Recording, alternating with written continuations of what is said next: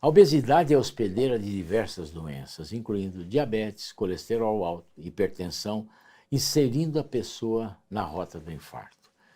Atualmente, cerca de 55% da população brasileira está acima do peso e quase 30% de todos os brasileiros estão obesos. Esses números são aterrorizantes e nos mostram a importância de atuarmos profilaticamente na obesidade. Justamente por isso que organizei esta aula para alertá-lo e alertá-la sobre a importância desse fator de risco. Para a gente começar, vamos fazer um teste rápido aqui para saber se você está ou não no alvo da gordura mais letal que existe. Vamos além. Aplicar a estratégia mais efetiva para derreter essa vilão de vez. Bom, primeiro deixa eu explicar o que eu quero dizer quando falo em gordura letal. Há dois tipos de gordura corporal e uma é mais perigosa que a outra. A primeira é do tipo androide, obesidade superior, quando o tecido adiposo, isto é, a gordura, está concentrada na região abdominal. Já a segunda é do tipo ginoide, obesidade inferior, quando este tecido concentra-se mais na região dos glúteos, nos quadris e nas coxas. É de importância clínica identificar a distribuição de gordura, visto que a obesidade androide, a primeira, está mais associada ao desenvolvimento de doenças cardiovasculares e metabólicas. Após ir até o espelho e identificar o seu tipo de gordura, a ação mais imediata para vencer a obesidade é a seguinte: adotar uma alimentação saudável, porém combater o sedentarismo com a prática de exercícios físicos. Em minha abordagem para tratar a obesidade dos meus pacientes, nada se mostrou tão efetivo como o seguinte: alimentar-se o mais próximo do natural possível. Jantar cedo, até no máximo 18h30, 19 horas, pois a alimentação noturna favorece a obesidade.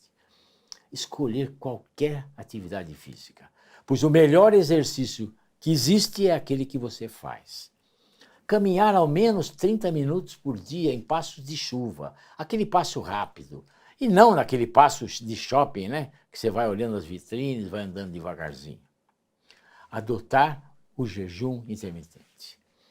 O que vale dizer é que para muitos pacientes que chegam a mim, quando seguem essa lista de cuidados, conseguem perder de 10 a 20% do peso corporal de uma forma muito rápida. E as pesquisas mostram que essa redução já é suficiente para diminuir de 30 a 40% do risco de infarto. Veja, a relação entre peso e perigo cardiovascular ocorre porque a gordura é pró-inflamatória e que descarrega na corrente sanguínea substâncias que comprometem todo o funcionamento do corpo e o fluxo de sangue. Aprendemos aqui, então, que normalizar o fluxo de sangue é uma das estratégias mais eficazes para sair do alvo de problemas. Porém, sem dúvida, o efeito imediato aparece para os hipertensos.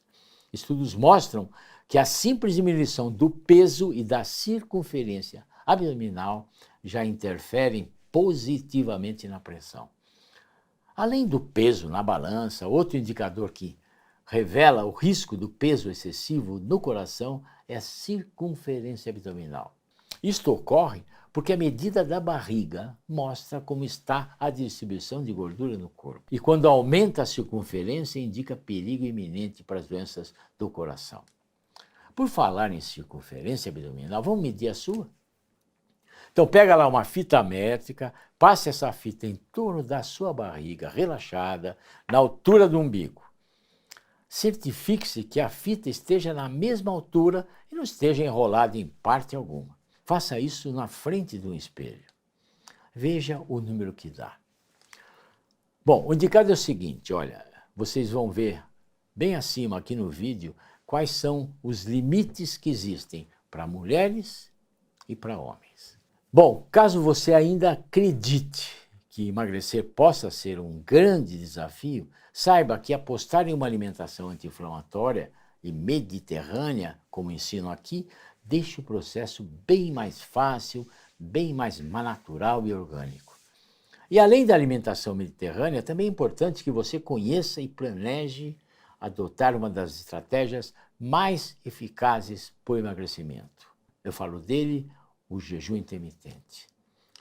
Veja, em quase todas as religiões do mundo existe uma grande preocupação com a alimentação, sendo o alimento considerado uma dádiva divina para o homem.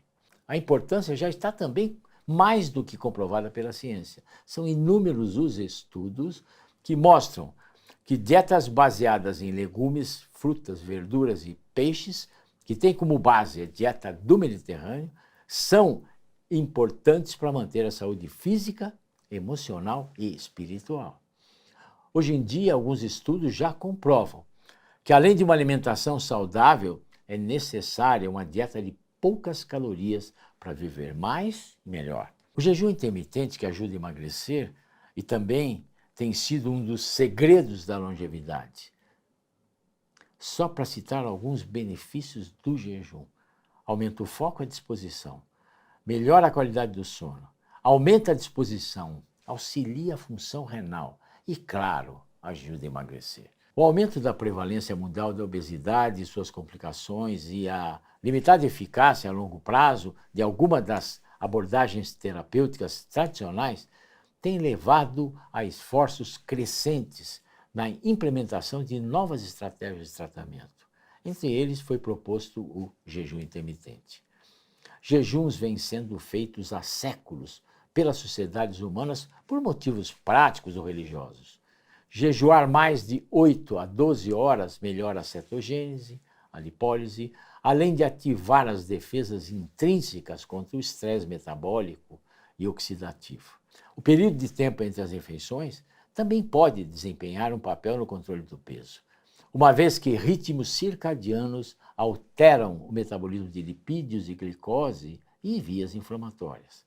Assim, indivíduos que se alimentam durante uma janela programada de tempo parecem menos prováveis a serem afetados por sobrepeso, obesidade, hipertensão e menos propensas ao declínio cognitivo na velhice. Por outro lado, comer 3 refeições por dia pode levar a concentrações plasmáticas mais altas de triacilglicerídeos, possivelmente aumentando o acúmulo de gordura. O jejum intermitente é definido como uma redução da duração diária da ingestão de calorias e pode assumir padrões diferentes, como explico a seguir.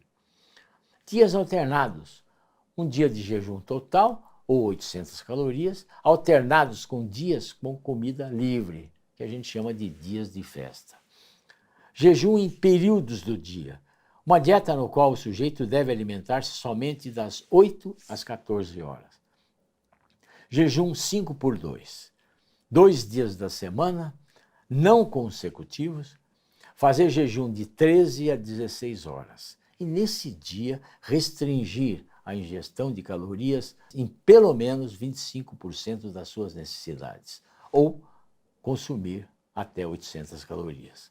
Por exemplo, o indivíduo janta 18, 19 horas, de preferência, eu sempre falo, antes do sol se pôr, e somente vai almoçar no dia seguinte, sendo que nesse dia, que é o dia de jejum, restringe as calorias, como eu disse anteriormente.